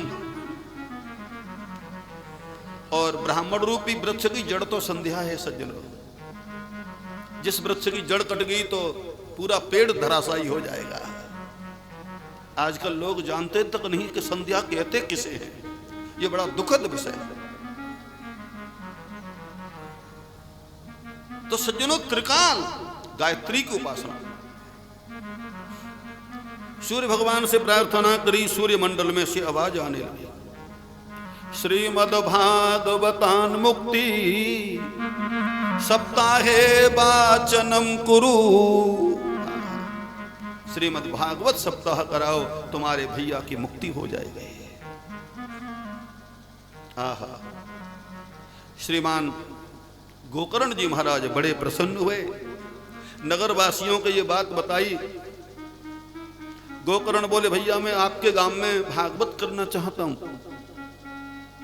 नगरवासी खुश हो गए कि हम कितने भाग्यशाली हैं कि हमारे गांव में भागवत हो गई। सज्जनों, वो गांव भाग्यशाली होता है, वो नगर भाग्यशाली होता है जहां श्रीमद् भागवत की कथा होती है। ये सत्य है। भागवत के श्लोकों की गूंज जहां तक जाती है महाराज वायुमंडल पवित्र हो जाता है, पूरा वायुमंडल। भागवत से कभी भी व्यक्तिगत कल्याण नहीं होता, भागवत के माध्यम से महाराज सबका कल्याण होता है। बेशक कराने वाला एक हो या कराने वाले अनेक हों, श्रीमद् भागवत की कथा यदि विधि विधान से हो रही है, विधि पूर्वक शुद्ध श्लोक बोले जा रहे हैं, तो महाराज वायुमंडल पवित्र हो जाएगा, इसमें कोई संदेह नहीं। नगरवासी बड़े खुश हुए, महाराज हमें बताओ हमें क्या व्यवस्था करनी है। सबको अलग अलग काम दे दिए। पास में ही नदी का किनारा था, बड़ा दिव्य मंडप बन के तैयार हो गया। सुंदर मुहूर्त में, सुंदर योग में, सुंदर समय में श्रीमान गोकर्ण जी महाराज ने श्रीमद् भागवत शुरू करी। धुंधकारी का आवाहन किया, प्रेत के रूप में धुंधकारी आ गया। अब प्रेत जो होता है ना, हवा का रूप होता है, जहां बैठता है हवा आती उड़ जाता है। अब बड़ा परेशान बेचारा। बोलो भक्तवत्सल भगवान की जय हो। सूर्य भगवान का नाम आया तो देखो धूप भी आ गई। आज कम से कम दर्शन तो दिए। कई दिनों से सूर्य भगवान का दर्शन नहीं मिल रहा था। प्रेम से बोलो श्री हरि, श्री हरि। जोर से बोलो श्री हरि, श्री हरि। सूर्य भगवान ने गोकर्ण जी को कहा है कि भागवत कराओ। हाँ, सुंदर धुंधकारी का आवाहन किया तो प्रेत का रूप है, हवा के कारण उड़ता है, तो उसे 7 ग्रंथि का बांस दिखाई दिया, बांस पोला। सप्त ग्रंथि युतम तत्र पश्यत कीचक मुच्छ्रितम, यहां लिखा है। पोले में घुस गया। श्री गोकर्ण जी महाराज ने कथा शुरू करी। पहले दिना की कथा समाप्त हुई तो बांस की पहली ग्रंथि फट गई। दूसरे दिना दूसरी, तीसरे दिना तीसरी, चौथे दिना चौथी, पांचवें दिना पांचवी, छठवें दिना छठवीं। जैसे ही 7 दिन की कथा का समापन हुआ है, पूरा बांस फट गया। धुंधकारी दिव्य रूप लेकर के प्रकट हो गया। बोलो भागवत भगवान की जय हो। और क्या बोला हाथ जोड़ के, धन्य भागवती वार्ता प्रेत पीड़ा विनाशिनी सप्ताहो भी तथा धन्य कृष्ण लोक फल प्रद। धन्य है श्रीमद् भागवत महापुराण की दिव्य कथा जो प्रेत की पीड़ा को दूर करने वाली है। भैया आज मैं धन्य हो गया। तो महाराज दुखों को दूर करने वाली भगवान की कथा है। विमान आ गया आकाश में से, भगवान के पार्षद आए, बैठने के लिए तैयार हो गया धुंधकारी। गोकर्ण बोले क्यों भैया ये विमान क्यों लाए? बोले धुंधकारी का उद्धार हो गया। क्यों? इसने भागवत सुनी। गोकर्ण बोले भैया भागवत अकेले धुंधकारी ने नहीं सुनी, भागवत तो हजारों श्रोताओं ने सुनी है, तो हजारों विमान आने चाहिए। बोले महाराज सुनने में अंतर है, सुनने में अंतर है। श्रवणम तु कृतम सर्वे न तथा मननम कृतम। महाराज सुनी तो सबने है, लेकिन मनन किसी ने नहीं किया। कथा सुनते हैं तो लगता है अब तो महाराज भजन करेंगे, और जैसे ही घरों में पहुंचे फिर कोई लड़ाई दंगा झगड़ा, कोई असर नहीं आया। तो काय की कथा? श्रवणम तु कृतम सर्वे न तथा मननम कृतम। और धुंधकारी ने एक ही आसन पर बैठ के कथा सुनी है। 7 दिन पर्यंत न कुछ खाया न कुछ पिया, अपनी इंद्रियों को जीता है, परमात्मा के चरणों में मन लगाया। इसलिए उद्धार केवल धुंधकारी का हुआ। और विमान में बैठ करके धुंधकारी चले गए। गोकर्ण ने कहा भैया चिंता मत करो, मैं सबका उद्धार करूंगा, लेकिन धुंधकारी की तरह तुम्हें कथा सुननी पड़ेगी। संसार में से मन हटाओ, भगवान के चरणों में लगाओ। भागवत में वर्णन है, महात्म्य में श्रावणे मास गोकर्ण कथा मूचे तथा पुनः। श्रावण के महीना में गोकर्ण जी महाराज ने पुनः श्रीमद् भागवत करी और सबका उद्धार कर दिया। तो भागवत की कथा सज्जनों उद्धार के लिए है। एकम भागवतम शास्त्रम मुक्तिदानेन गर्जति। भागवत शास्त्र एक ऐसा शास्त्र है जो मुक्ति के लिए गर्जता है। भागवत का महान प्रसंग है। तो सज्जनों प्रेत के उद्धार के लिए हमारे माता पिता जो मरते हैं ना, प्रेत की योनि में चले जाते हैं, वो सोचते हैं कि हमारे कुल में, हमारे खानदान में कोई ऐसा बालक पैदा हो जो हमें भागवत सुनावे, भागवत सुनावे। आइए एक अध्याय में भागवत सुनने की विधि क्या है ये सुने। जिस प्रकार से विवाह के लिए पहले से तैयारी करी जाती है ना, विवाहे यादृशम वित्तम तादृशम परिकल्पये, लिखा है। उसी प्रकार महाराज भागवत के लिए पहले से तैयारी कर ले, जिससे कथा सुनने में कोई विक्षेप नहीं होगी। पहले से तैयारी होगी तो विक्षेप नहीं होगा, और उसी समय रोज ले जाओगे तो विक्षेप ही विक्षेप है। प्रेम से बोलो श्री हरि। श्री हरि।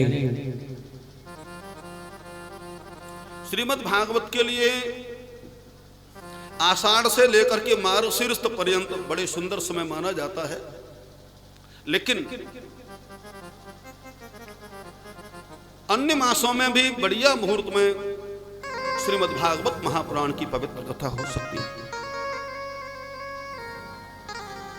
बढ़िया नक्षत्र हो, बढ़िया मुहूर्त हो, बढ़िया समय हो।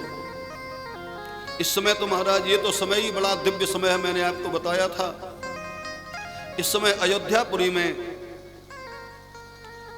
रामलला की प्राण प्रतिष्ठा का भी मुहूर्त चल रहा है, वहां कार्यक्रम चल रहा है कल से ही। तो ये समय एक दिव्य समय है जिस समय आप कथा सुन रहे हैं। आप कह सकते हैं कि हमारे यहाँ तो कथा हुई थी जब अयोध्या में भगवान राम की प्रतिष्ठा हुई थी। यहाँ पर भी तिवारी जी राधा कृष्ण भगवान की प्राण प्रतिष्ठा पीछे मंदिर में करा रहे हैं, वो 22 तारीख को ही होगी। हाँ, 22 को ही भगवान रामलला अपने पवित्र गर्भगृह में विराजमान हो जाएंगे उसी दिन।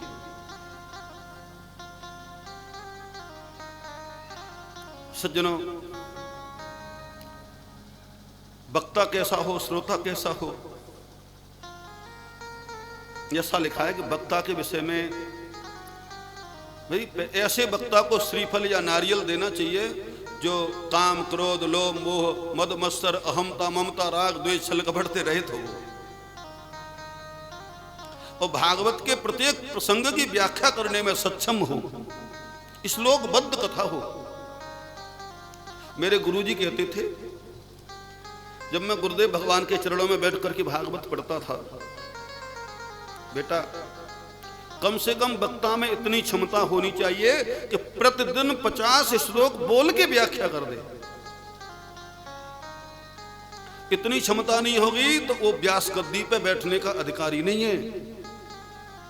और ये भी लिख लो कि इतनी क्षमता नहीं होगी और व्यास गद्दी पे बैठेगा तो उसे व्यास गद्दी खाई जाएगी, खाई जाएगी। मेरे गुरुजी, अब कथा आप देख रहे हैं कैसी हो रही है, बोले ये नाश है, नाश हो रहा है, ये कोई कथा नहीं है। आज महाराज 10% भी कथा नहीं हो पा रही, 10% भी कथा, बड़ी समस्या है। क्या करें? आज हमारे इस पवित्र ग्रंथ का उपहास कर रहे हैं। तो सज्जनों, कम से कम 50 श्लोक बोलने की क्षमता हो, उसे बैठना चाहिए गद्दी पर, अन्यथा अधिकारी नहीं है। और शास्त्र कहता है, बिना विधि के यदि कुछ भी करोगे, इतिहास पुराणानाम वेद शास्त्र विधिम बिना केवला हेतु की भक्ति उत्पाता यही कल्प्यते। इतिहास, पुराण, वेद और शास्त्रों की विधि के बिना यदि कोई कार्यक्रम होगा, उससे कोई लाभ नहीं मिलता, उससे उत्पात होता, उत्पाता यही कल्पते, उससे उत्पात होता है। ये अनुष्ठान है, वो अनुष्ठान में विधि की आवश्यकता है। और नहीं तो राम को नाम चाहे जब लो, सोते में लो, जगते में लो, चलते में लो, फिरते में लो, लेकिन अनुष्ठान यदि कराएंगे तो उसकी विधि होनी चाहिए। पाठ पूरा हो, विधिवत पूजन हो, वेद मंत्रों का उच्चारण हो, भागवत श्लोकबद्ध हो। और मैं तो कथा आपको, मेरे पास कोई डायरी की या ये तो मैं तो पन्ना की कथा श्रवण कराता हूं। ये मेरे पास में चूर्ण का टीका है, श्लोकों का अर्थ नीचे संस्कृत में ही लिखा है, संस्कृत टू संस्कृत है ये। और मैं जब से पहली कथा कही तब से महाराज चूर्ण का टीका से ही कथा बोल रहा हूं। और ये मेरी तीसरी पोथी है, 2 तो जीर्ण हो गई कथा कहते कहते। और आजकल तो पेटी में बंद, वो काय को जीर्ण होगी भाई। ग्रंथ का सम्मान तब है जब ग्रंथ खुले। मेरे संग जो बाजा बजाते थे, ये बजा रहे हैं विवेक शर्मा यहाँ, ये तो अभी कथा नहीं कह रहे, लेकिन बाजे बजाए बार बहुत कथा कह रहे हैं। मेरे संग बाजा बजा के गए, कोई 4 साल, कोई 2 साल, कोई 5 साल, मुझसे भी ज्यादा कथा कह रहे हैं हमारा। आपके क्षेत्र में भी कह गए, नाम नहीं बताऊंगा। तबला बजा के गए, वो कथा कह रहे हैं।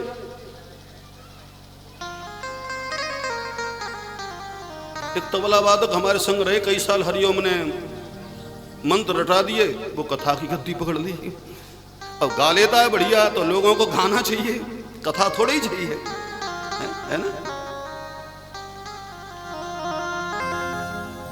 समय है सज्जनों। असली बात यह है, इन लोगों को यह तक पता नहीं कि भागवत में क्या है, कहा श्लोक कहां से बोले। बहुत बड़ा ग्रंथ है, वेदांत है। और मैं कहूं कि मैं जानता हूं तो यह भी अपराध हो जाएगा हमारा। हो सकता है समुद्र की गहराई न पी जाए, हो सकता है, लेकिन ये ग्रंथ कितने गंभीर हैं, बड़े से बड़े विद्वान नहीं जानते। लेकिन कम से कम अधिकारी तो हो, अधिकारी तो हो। और इस प्रकार से कथा के लिए आचार्य की नियुक्ति करे, बढ़िया जगह पे, सुंदर स्थान पे, पूर्ण विधि विधान से कथा हो। क्योंकि जहां कथा होती है वहां सभी देवी देवता आते हैं, सिद्ध पुरुष आते हैं, संत महात्मा आते हैं, उन सबका सम्मान हो। हालांकि कथा में आचार्य के अलावा 4 वर्णित ब्राह्मण होते हैं, 4 वर्णित ब्राह्मण जो द्वादशाक्षर मंत्र का जप करें, गणपति मंत्र का जप करें, गायत्री मंत्र का जप करें, ये विधि है। यहां तो हमारे आचार्य जी इधर पाठ कर रहे हैं, वर्णित इनके रिश्तेदार या ब्राह्मण क्यों नहीं आए, जो कुछ परेशानियां थी इस कारण नहीं आए। लेकिन विधि यही है सभी, जो विधि है वो मैं बताऊंगा यहां से ऊपर से। कम से कम 4 ऐसे ब्राह्मण हों जो कम से कम मंत्र का जाप करें। एक आचार्य, एक उपाचार्य, एक पाठकर्ता, 4 वर्णित ब्राह्मण, ये सब व्यवस्था में है।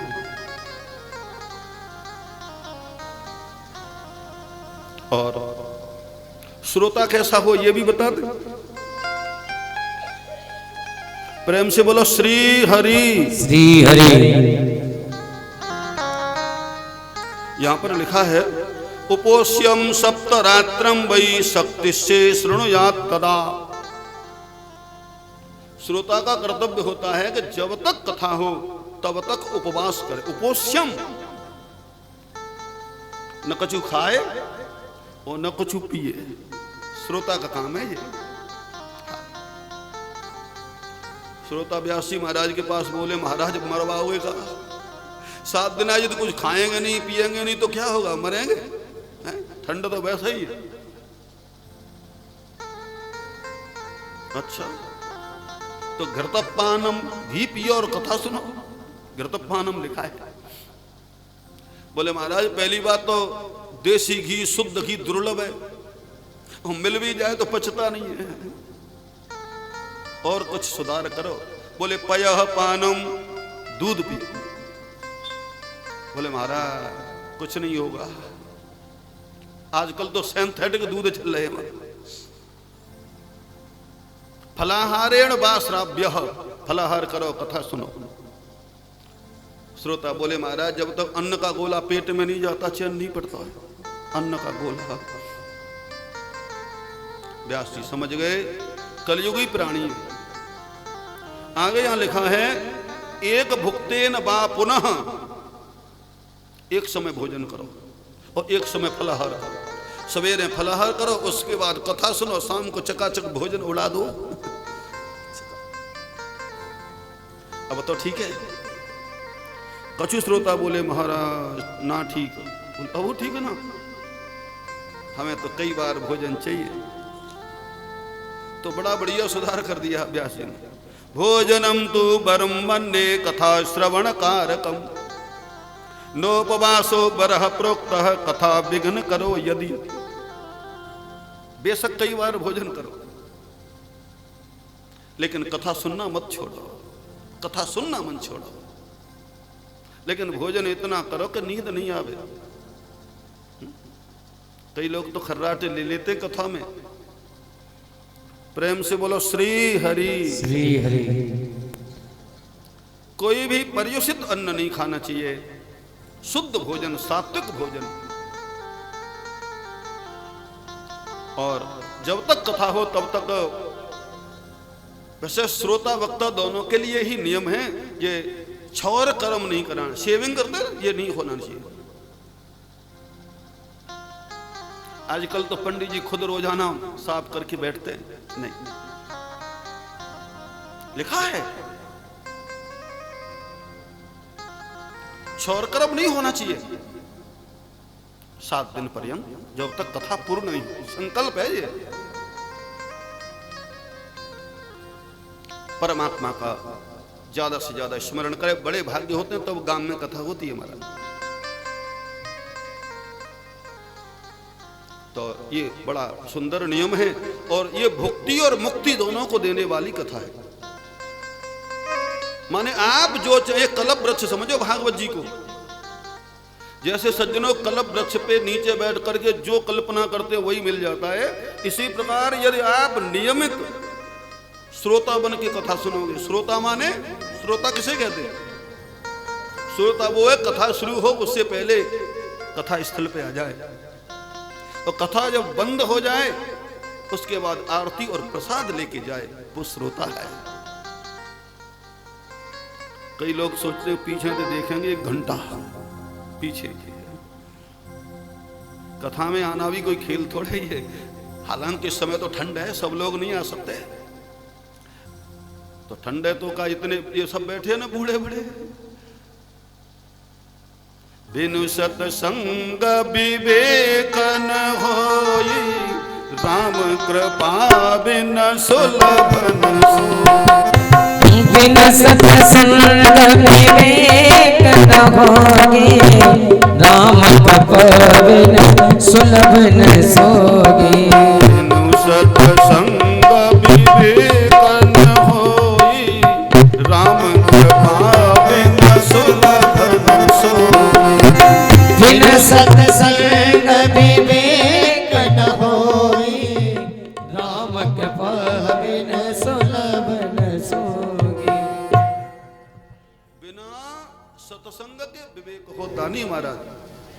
और भगवान की कथा या सत्संग राम की कृपा के बिना नहीं मिलता। ईश्वर की कृपा से ही हम कथा में पहुंच पाते हैं। मैंने देखा है कथाओं में, मैंने महाराज 20,000 की भीड़ में कथा बोली है, बहुत लोग दूर दूर से आ जाते हैं और बहुत लोग बगल में से नहीं आ पाते। राम कृपा बिन सुलभ न सोई। राम की कृपा के बिना भगवान की कथा सुलभ नहीं हो सकती महाराज। और तुलसीदास बाबा ने तो यहां तक लिखा है, रामचरितमानस को उन्होंने सरोवर बताया। आवत यही सर अति कठिनाई, राम कृपा बिन आए न जाए। आवत ही सरहती कठिनाई, राम कृपा बिन आए न जाए। आवत ही सर अति कठिनाई, आवत ही सरहती कठिनाई, राम कृपा बिन आए न जाए। राम कृपा बिन आए न जाए। भगवान की कथा रूपी सरोवर के पास में आना बड़ा कठिन है महाराज। और प्योर कथा तो पचती कम है। मैं तो महाराज विशुद्ध कथा कहने वाला रहा हूं। राम कृपा बिन आहि न जाई, भगवान की कृपा के बिना भगवान की कथा में पहुंच नहीं पाओगे। ईश्वर की कृपा से ही कथा में पहुंच पाते। ये बड़ी पवित्र कथा है महाराज, मुक्ति देने वाली। राजा परिचित साक्षी है जिनकी मुक्ति भागवत से हुई है। तो महाराज ये बड़ी पावन कथा है। और कथा का उद्देश्य भगवान की तरफ मुड़ना। साधु कब बनते हैं? मुड़ के। पहले मुड़ते हैं ना, मुड़ते तभी तो साधु बनते हैं। शिखा सूत्र सब हटा दिया जाता है। लेकिन सिर मुड़ाने से मुड़ना नहीं है। मुड़ने के दो अर्थ हैं। एक तो सिर मुड़ गया, एक मुड़ गए, संसार से मुड़ गए। सिर तो मुड़ा लिया लेकिन संसार से नहीं मुड़ पाए। सिर तो मुड़ा लिया लेकिन संसार से नहीं मुड़ पाए महाराज। कथा मोड़ती है, भगवान की ओर ले जाती है। और भजन के बिना कुछ भी संभव नहीं है। और कलयुग में तो महाराज गीता में भगवान ने कहा है कि यज्ञानाम जप यज्ञोस्मि, यज्ञों में सबसे बड़ा यज्ञ जप यज्ञ, भगवान का भजन। और भजन नहीं करोगे तो पछताना पड़ेगा, भजन नहीं करोगे तो पछताना। लिख लो। इसलिए भजन आवश्यक है। और महात्मा को पूरा कर रहे हैं। आइए बड़े भाव से। भजन नहीं करोगे तो हमें पछताना है। गाएंगे सभी हम। भजन बिना पछताओगे, सुमिरन बिन गोता खाओगे, सुमिरन बिन गोता खाओगे, सुमिरन बिन गोता खाओगे, सुमिरन बिन गोता खाओगे। हरि भजन बिना, हरि भजन बिना पछताओगे, सुमिरन बिन गोता खाओगे, सुमिरन बिन गोता खाओगे, सुमिरन बिन गोता खाओगे, सुमिरन बिन गोता खाओगे।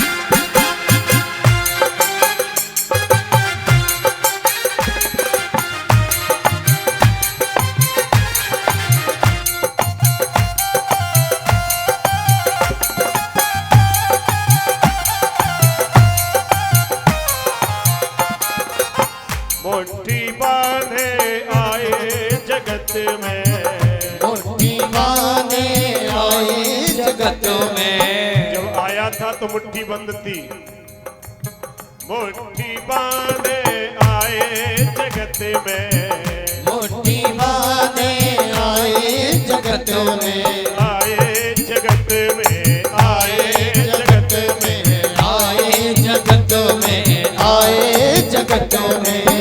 मुट्ठी बंद, मुट्ठी बंद, मुट्ठी बांधे आए जगत में, मुट्ठी बांधे आए जगत में। हाथ पसारे, हाथ पसारे जाओगे सुमिरन बिन गोता खाओगे, सुमिरन बिन गोता खाओगे, सुमिरन बिन गोता खाओगे, सुमिरन बिन गोता खाओगे।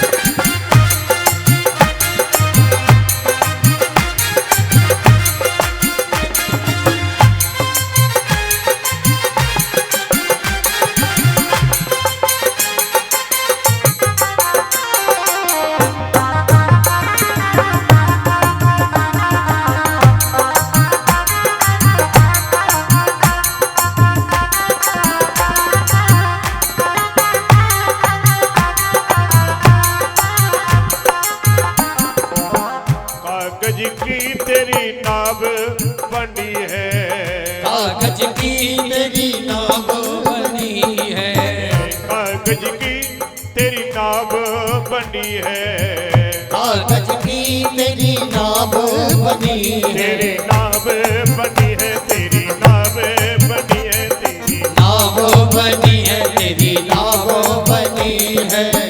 ये तन कागज की पुड़िया हवा चले उड़ जाएगी, केवल भजन संग जाएगा, कुछ संग जाने वाला नहीं है। और तुलसीदास बाबा ने तो यहां तक लिखा है कि बार मथे घृत होई बरु सिकताते बरु तेल, और बिनु हरि भजन न भवत रही यह सिद्धांत अबे। बिना परमात्मा के भजन के मनुष्य भवसागर से तर नहीं सकता, तरोगे तो जीवन में भजन की आवश्यकता है।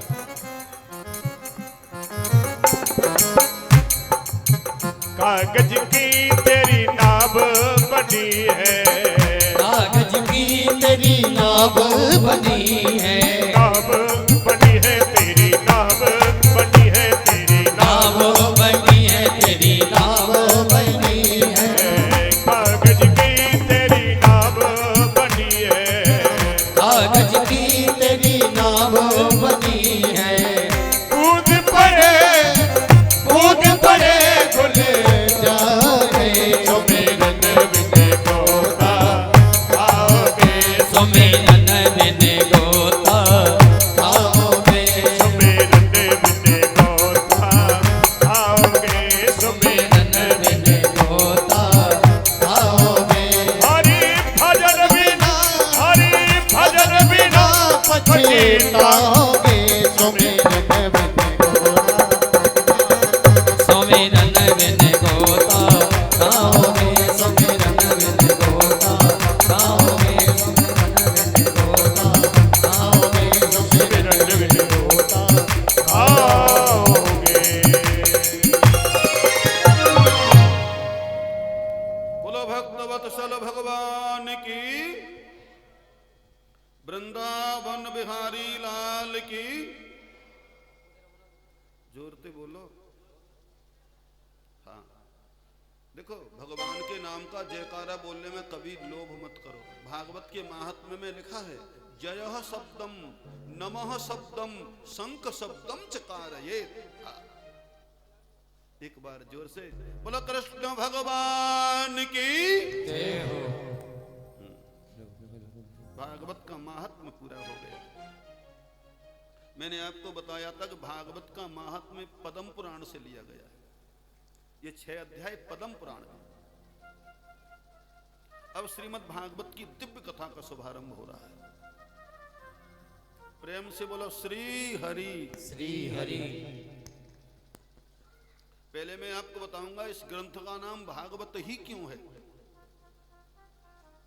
और भागवत शब्द में 4 अक्षर क्यों हैं और चारों अक्षरों का अलग अलग अर्थ क्या है? सज्जनों, भागवत शब्द में जो 4 अक्षर है ना, उनका अलग अलग अर्थ है।